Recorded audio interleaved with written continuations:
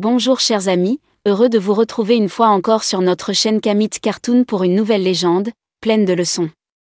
Aujourd'hui, nous allons vous raconter l'histoire de la tomate, le piment et l'oignon qui pensent passer outre les conseils de Fa.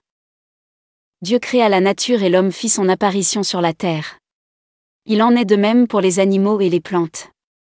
Chacun d'eux, avant de descendre devrait venir sous un signe de Fa. La tomate, le piment et l'oignon ayant aussi envie de vivre sur terre, sont partis consulter le Fa. La tomate la première. Le signe Jiogbe apparut. Elle devrait faire des sacrifices avant d'aller faire l'expérience de la terre. Pressée, elle passa outre les prescriptions du Fa et descendit. L'homme constata la présence d'un corps étranger. Il décida de le croquer. La tomate lui donna un goût fade. Et il la jeta. Elle devint le rejet de tout le monde. Prise de honte, elle retourna à son origine pour se plaindre au Fa. Le piment aussi voulait faire la même expérience de la terre. Il se présenta chez le Fa et trouva le même signe Jiogbe. Les mêmes instructions lui furent données, mais il passa outre et vint se pointer sur terre. L'homme constatant la présence d'un nouvel élément, le saisit et le croqua. Le goût est mauvais, piquant. L'homme le jeta. Le piment décida de retourner vers le Fa pour savoir la cause de cette rebuffade. Enfin l'oignon décida également de faire l'expérience terrestre. Il suivit le même cheminement que ses prédécesseurs. Le résultat fut idem. Les trois se sont retrouvés pour aller consulter de nouveau le Bokono. Le seul sacrifice recommandé par ce dernier est de s'unir. C'est la seule condition, selon lui, de se faire respecter, d'être précieux et d'être considéré par les hommes. Ce qu'ils ont fait, les trois. L'homme constata encore la présence des trois éléments, ils sont devenus la risée de tout le monde. Mais les trois condiments ont rassuré cette fois-ci les hommes qu'ils seront étonnés quand ils les mettront ensemble. Ainsi, l'oignon qui faisait couler les larmes, le piment qui piquait et la tomate qui semblait fade, mélangés ont donné un autre goût, comestible. C'est ainsi que la tomate, l'oignon et le piment ajoutés au sel sont devenus un aliment précieux, indispensable. Ils sont devenus pratiquement très vitaux. C'est depuis ce jour que ces condiments ne se quittent plus. L'union fait la force. Quelques interrogations. La première question qu'on peut se poser est de savoir si on peut passer outre les instructions du Fa, lui qui est omniscient, omniprésent et omnipotent.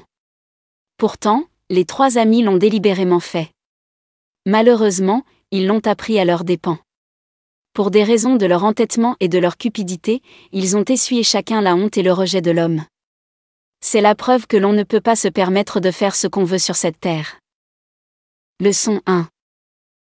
La grande leçon, comme vous vous en doutez, c'est la maxime populaire qui nous enseigne « l'union fait la force ».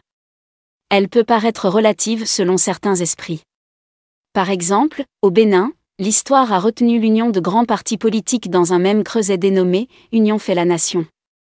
Pourtant, cette union n'est pas parvenue à la fin, à son objectif, celui de ravir le pouvoir au président sortant, Thomas Boniaï.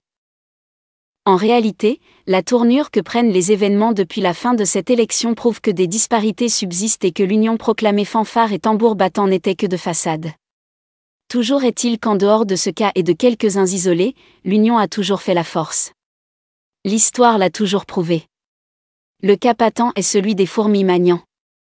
Elles sont capables de déplacer une grosse proie sur une longue distance jusqu'à leur trou pour s'en nourrir. Autre exemple de la vie sociale, c'est l'organisation des travailleurs, que ce soit de l'administration publique ou privée en syndicats. Devant l'État ou les employeurs, ces syndicats parviennent souvent à arracher des droits non moins importants pour l'amélioration de leurs conditions de vie et de travail. Autre preuve. C'est l'Union européenne, les États-Unis d'Amérique, l'Organisation des Nations Unies, les 4 dragons de l'Asie, pour n'en citer que celle-là. Aujourd'hui, n'eût été cette idée de s'unir dans une entité, les pays européens seraient paralysés par la crise économique qui jette ses tentacules dans les pays moins forts. Les États-Unis doivent leur puissance à la Fédération des États. Qu'on le veuille ou non, cette idée rassembleur de ces pays et de ces États est une véritable force. Leçon 2. Comme le piment, l'oignon et la tomate, chacun d'eux a mis en quarantaine son ego, sa force pour se fondre en un groupe. C'est une force incontournable. En réalité, la légende nous fait toucher du doigt que nous pouvons vivre ensemble, nous pouvons cohabiter sans pour autant se détester. Si nous lisons bien cette histoire, chacun des éléments individuellement a toujours gardé sa nature. Mais, collectivement ils ont uni leur nature pour être utiles à l'humanité. C'est l'exemple que n'arrive pas suivre l'être humain, l'unité dans la diversité. Nous pouvons être de différentes obédiences religieuses ou sectaires. Nous pouvons provenir de différentes régions géographiques, de différentes ethnies raciales.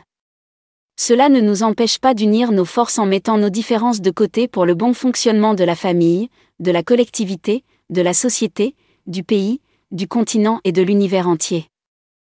Leçon 3. Au fait, l'homme est un ensemble de plusieurs cellules. Ce sont ces cellules qui forment des tissus qui à leur tour forment des organes.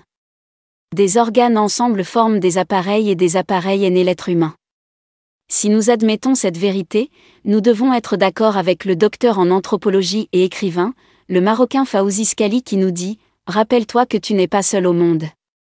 Tu dépends de 1000 créatures qui font le tissu de ta vie. » L'homme est donc créé individuellement, mais tire sa personnalité dans le collectif qui s'impose à lui dans sa société dans laquelle il est appelé à vivre. N'en déplaise qu'il se fait corrompre par celle-ci, selon Jean-Jacques Rousseau. Il faut donc laisser chacun exprimer sa liberté dans une responsabilité. Dieu, le Père céleste, en créant une multitude de créatures ne l'a pas fait pour la forme. C'est justement parce qu'il sait que c'est cette multitude, cette diversité qui fait le monde et que chaque créature aussi petite ou insignifiante soit-elle, possède une valeur et a son rôle à jouer. C'est donc injuste, voire contre la volonté divine de vouloir maintenir le monde sous un ordre religieux ou sectaire. Comme l'écrivain, poète et aviateur français Antoine de Saint-Exupéry, sachons que « la pierre n'a point d'espoir d'être autre chose qu'une pierre. Mais, de collaborer, elle s'assemble et devient temple. » Nous voici au terme de cette légende. Abonnez-vous, afin de ne manquer aucune des passionnantes légendes africaines que nous vous ferons découvrir sur cette chaîne, likez, commentez et partagez la vidéo. Prenez soin de vous et à très bientôt, pour une nouvelle aventure légendaire.